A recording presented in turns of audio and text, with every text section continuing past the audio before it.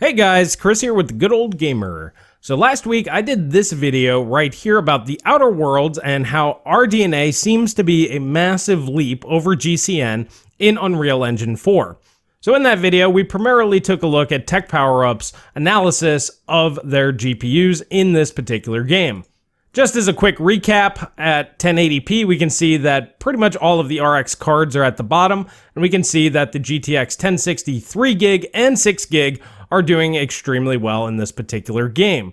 We can see that the RDNA cards are more competitive with NVIDIA, but they're still not quite on parity.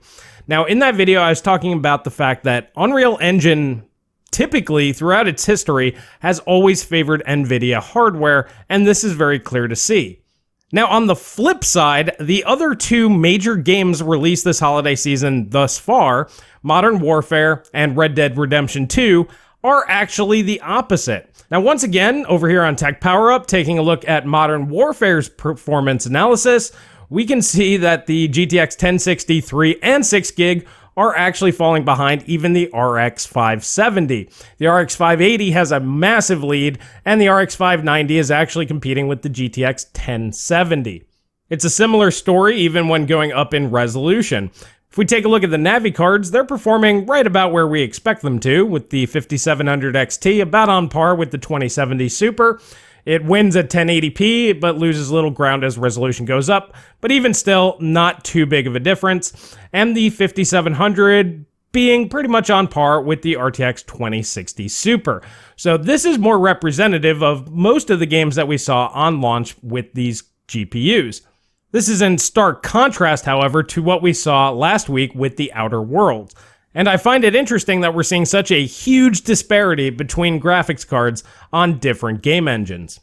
Now, Tech Power-Up's Modern Warfare numbers were not the first that I saw. In fact, over here on Digital Foundry, they showed the RX 580 and the GTX 1060 head-to-head, and you can see a massive difference here.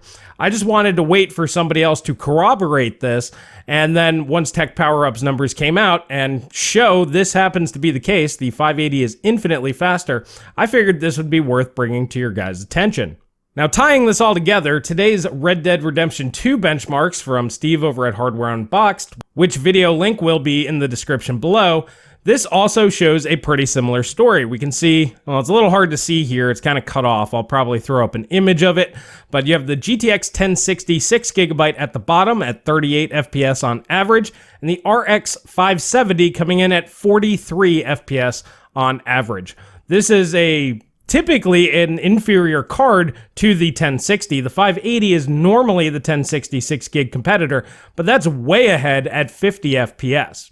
The interesting part is this follows pretty much right in line with what we're seeing from Call of Duty Modern Warfare. So what's going on here? Why is AMD doing so well in these other new titles, but getting absolutely curb stomped in something like Outer Worlds? And as I mentioned in that video, it's very clearly the Unreal Engine is the problem. Both Modern Warfare and Red Dead Redemption 2 are built for the consoles. That's their primary audience, and they're heavily optimized to run on the current gen consoles, which means they're heavily GCN optimized.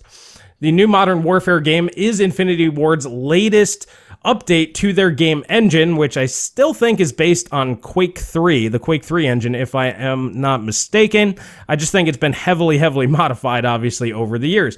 But even still, they're obviously making sure that their games will run best on console hardware. And since this game engine is geared for the next generation of consoles, this is just kind of the first implementation of it, they're obviously going to make sure it's also going to run well on Navi GPUs. So this is one of the major benefits to AMD being inside of the consoles. They get this optimization by the vast majority of publishers out there. Rockstar obviously made sure that GCN was going to handle their game as well as possible. Now, we're kind of picking on Pascal here, the GTX 1060 in particular, because throughout most of its life cycle, it was neck and neck with the RX 580. But in more recent years, we're starting to see the RX 580 take a 10 to 20% lead over the GTX 1060. The brand new Turing cards do fare much better, but it was very obvious when Turing came out that it was obviously geared to be more AMD-like than its Pascal counterparts. The way that the GPU was implemented and the way it does math is far more in line with GCN than it was Pascal, and it's obviously paying dividends for the new Turing architecture. However, things look pretty grim for the old Pascal architecture. We can see that it's definitely slipping behind its GCN counterparts. And like I said, this is really due to the fact that good game developers are going to make sure their games run best on consoles. Smaller developers like Obsidian, when they built the Outer Worlds, they probably went with the easiest to use tools, but it's obvious that this is not optimized for either the consoles or GCN hardware on current PCs. And that's a real shame. This is something that will matter, especially next generation, when your competition will be able to run 4K 60 or better on their latest and greatest games, and you're stuck running maybe 4K 30 because you're using a game engine that simply does not work in the modern environment. At this point, it's clear to me that AMD made the right move, making sure that they had the consoles this generation and next generation. If they can continue to do so, this is always going to provide them a leg up over their NVIDIA counterparts. NVIDIA will literally have to pay developers to use certain tools to actually get their hardware that sort of advantage that AMD will just naturally get. So for all of you RX 580 owners out there, things are looking pretty good. I'm actually sticking with mine, and I've been very happy with it. I've been running games at high or medium details and at 1440p, and they run just fine.